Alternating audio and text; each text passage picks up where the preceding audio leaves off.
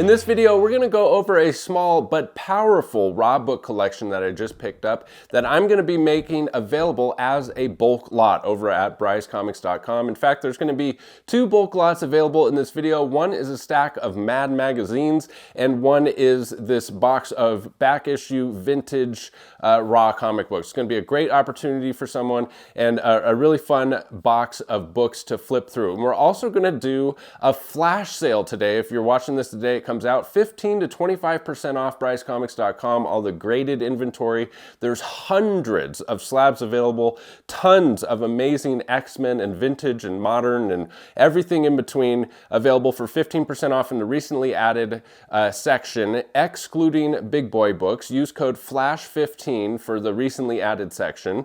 And then 25% off the clearance section. All you have to do is add it to your cart and that discount automatically applies. We also have those two giveaways here at Bryce Comics. Here on the YouTube channel, we're giving away a gold Todd McFarlane Spider-Man. All you have to do is subscribe, comment, and like. And if you sign up for that newsletter while you're at Bryce Comics, you're entered to win the first appearance of Null this month in a CGC 9.8. So the reason I'm selling these books this way is I just don't have a lot of time these days. Time is the number one commodity that I lack, and I just don't have the time to go through all of these raw books and, you know, grade it, assign it a grade and a condition and a price and go and look it up and sell them, pack, list, ship. It just makes more sense to me to do it as a bulk lot. And I think it's a win-win-win. I paid $2,100 for this box of books. I'm making it available for $2,600. So I think it was a fair price to my buddy at 21. I think it's a fair price to somebody at 26. There is still meat on the bone. You can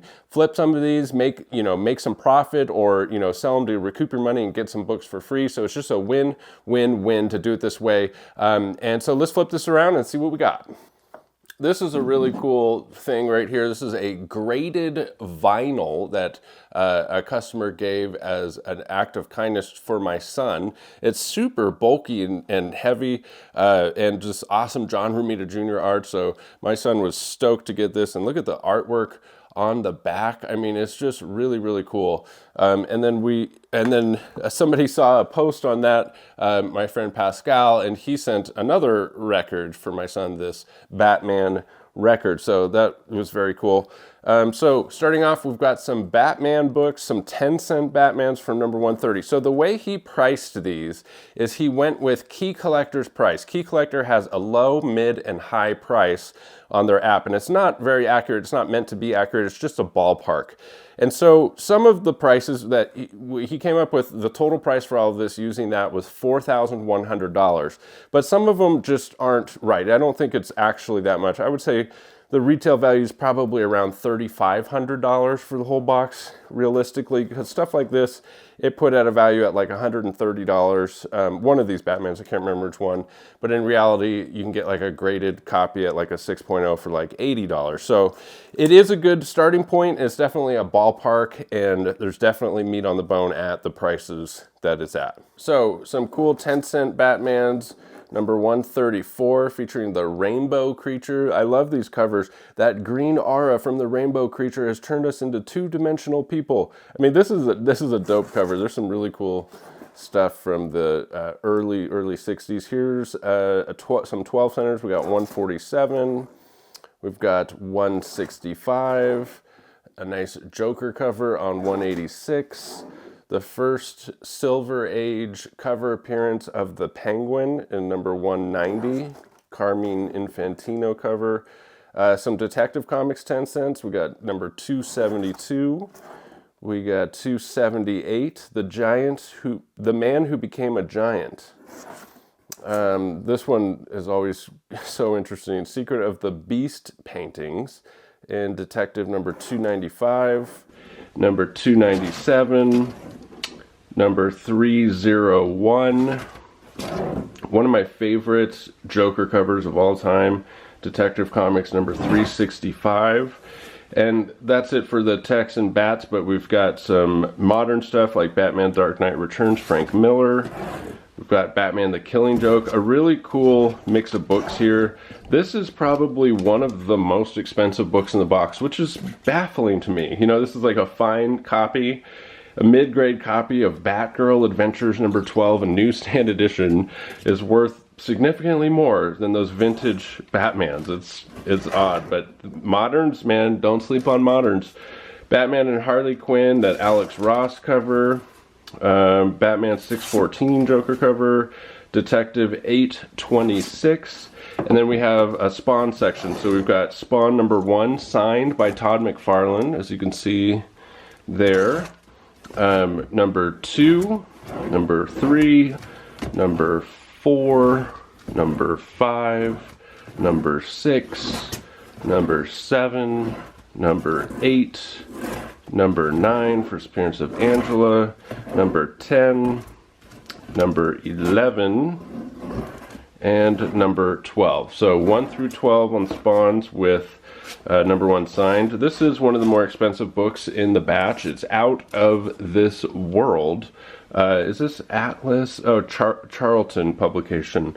Very interesting, super vintage book. And then we've got some Spideys. We got Spidey #38. I believe this is the last Ditko on the run, if I'm not mistaken. A VF #53, #68, 12 center, #70, #77, #100, #121, #122, ASM 300 in a newsstand edition, and probably the most valuable book in the batch, Ultimate Fallout #4, the first appearance of Miles Morales, at least one of the most expensive. Weird Science #16. See, it's just such a cool spread and just variety of books here, from super old school golden age to modern. Lois Lane #26, Adventure Comics #294, Action #232. Golly, Dad, this sure is a super picnic. Hot dogs roasted by my X-ray vision and lemonade made ice cold by your super breath. Introducing the son of the Man of Steel.